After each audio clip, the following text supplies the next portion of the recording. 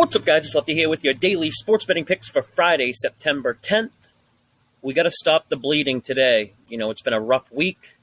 Down almost 4.5 units so far this week.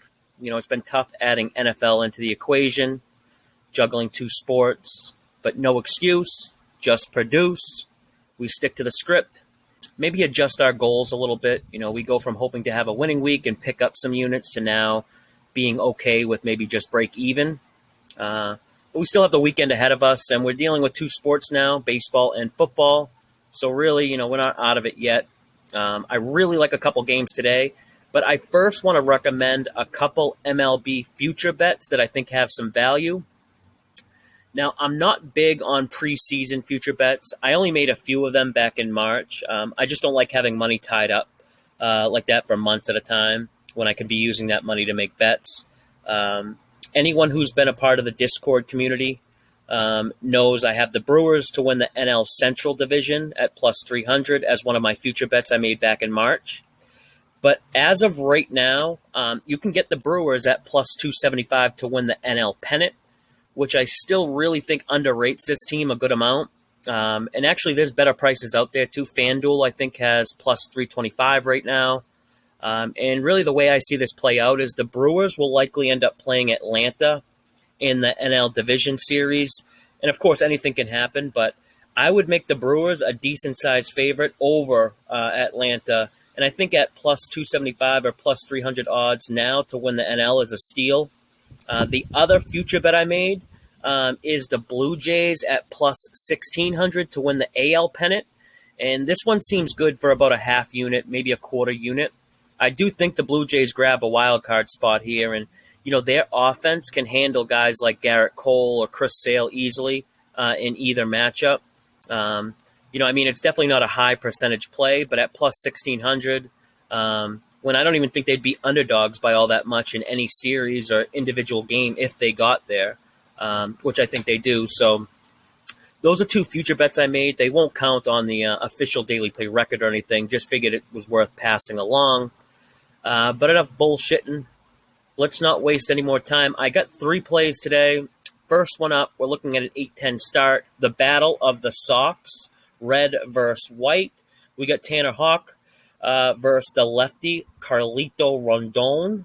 I had to triple check my numbers on this one because it's probably the biggest difference in my numbers compared to the sportsbook numbers I've had in months. I make this game close to a coin flip. And actually, if it was in Fenway, I'd have the Red Sox as small favorites in this matchup. The White Sox are at home now after being on the road for the last 9 days. I always like fading teams their first game home after a road trip. It's a natural letdown spot. These guys got to deal with all the distractions of coming back home after being on the road for a while. The White Sox have their division locked up.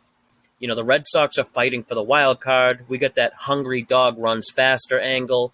So I'm going Red Sox here, plus 140, in a game where I don't even think they should be more than plus 110 dogs. So I'll go 1 unit to win 1.4 units. And moving right along, got a 7-10 start in Comerica Park. Tampa Bay Rays, Detroit Tigers. Everyone's going to be looking at this one and obviously think Rays. They're the better team, no question. But if it was always just that easy, we just bet favorites and, retire rich and young. Probably the only time I'll even look to bet against the Rays is when Walker is on the mound. Now, this is a pitcher that finished the month of August with an 8.49 ERA. But because he's on the Rays and the perception of the Rays as a team, he gets the favorite price tag of that minus 150, minus 160 range. Meanwhile, the Tigers starter, Boyd, he's not exactly a Cy Young candidate or anything, but he does have a 2.64 ERA at home this year. The Tigers can hit left-handed pitching too a bit. And, I think if the starting pitchers were swapped, like say if Boyd was starting for the Rays and Walker was starting for the Tigers, the Rays would end up being like minus 260 or something crazy. I really love the market here on the Tigers too. 38% of bets, that equals 66% of money. And that money is getting respect on the line, too, from the odds makers. Rays opened minus 160-ish. They're down 10 cents now. This is exactly what we want. So the market analysis checks out. Game theory checks out. That means we got to bet on Detroit. But I'm going to mix this one up a little bit. I'm going to go Detroit here in both the full game and first half. I don't really want to deal with that Rays bullpen all that much, and the price difference here is telling. Detroit's only plus 115 for the first half, but plus 140 for the full game. So I'm going to go half unit on each here for a total of 1 unit. And now moving along to the last play, we got an 8-10 start. Royals versus Twinkies. 2 starters, 2 young guys who made their big league debut this year, Daniel Lynch and Griffin Jacks. I think the wrong team is favored in this one. The Royals are the hotter hitting team as of late. I was high on this kid, Griffin Jacks, back in June when he made his big league debut, but man, he's been making way too many mistake pitches and, giving up the long ball. This kid Jacks is almost giving up 3 home runs per 9 innings pitched. Now, on the surface, Lynch doesn't have way better numbers or anything, but he's been solid besides, a game against the White Sox. They kind of skewed his numbers. He was rocked by them his last time out. But in all his 7 starts before that, he had a 2.23 ERA. And he's faced some really good offenses, too, this guy Lynch. All quality starts against Astros, Yankees, Blue Jays. So, yeah, I give the pitching edge here to Lynch and the Royals. And I'm going to go Royals here plus 110.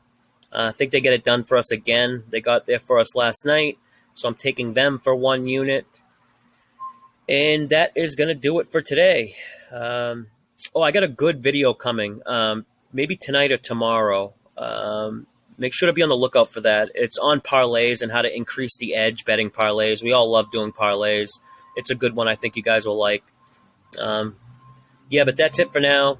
Until next time, good luck with all your bets. And as always, may all the calls go your way.